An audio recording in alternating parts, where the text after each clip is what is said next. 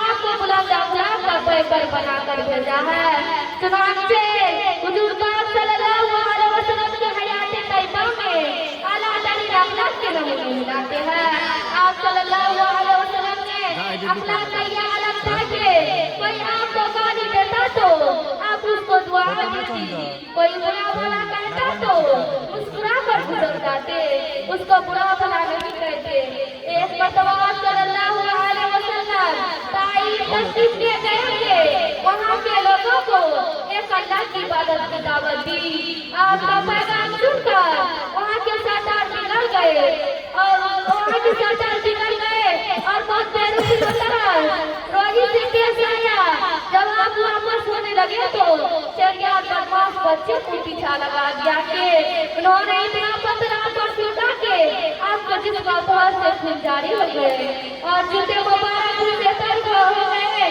آپ صلی اللہ علیہ وسلم نڈھال ہو کر ایک بار میں بیٹھ گئے۔ اللہ کی رحمت کو جوش آیا اور ایک رئیس صلی اللہ علیہ وسلم کے خدمت میں حاضر ہوا۔ کہا کہ آپ اگر اس کو دے دو دونوں جانب سے پہاڑوں سے آپس ملا دی اور یہ سپاہی والی علی سے پیس جائے مگر قربان جائے۔ اپنے آقا صلی اللہ علیہ وسلم کے اعلیٰ اخلاق پڑھ کے آپ نے فرمایا کہ یہ مجھے پہچانتے نہیں ورنہ ایسا نہ کرتے۔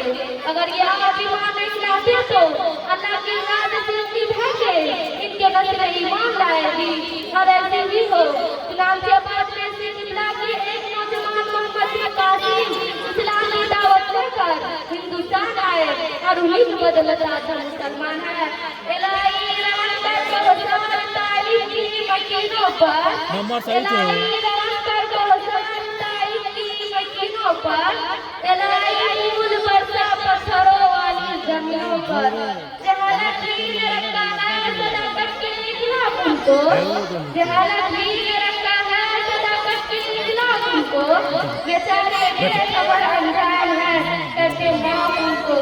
اسی طرح ایک دنیا کا واقعہ ہے، روزانہ صلی اللہ علیہ وسلم کے اوپر پر پھینک دی تھی مگر آپ صلی اللہ علیہ وسلم کچھ نہ کہتے اور خاموشی سے گزر جاتے۔ ایک دن وہ بیمار پڑی تو آپ صلی اللہ علیہ وسلم نے اس کے بارے میں دریافت کیا اور اس کے بارے میں دریافت کیا۔ بیماری کی خبر پا کر آپ صلی اللہ علیہ وسلم نے اس کے بارے میں دریافت کیا۔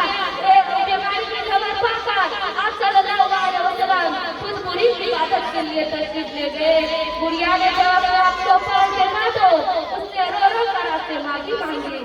اسی وقت ایمان میں داخل ہو گئی۔ آج دشمن اسلام نے یہ غلط پھیلا رکھی ہے کہ اسلام تلوار کے جوڑ سے پھیلا ہے مگر حقیقت یہ ہے کہ اسلام اس اخلاق سے پھیلا ہے۔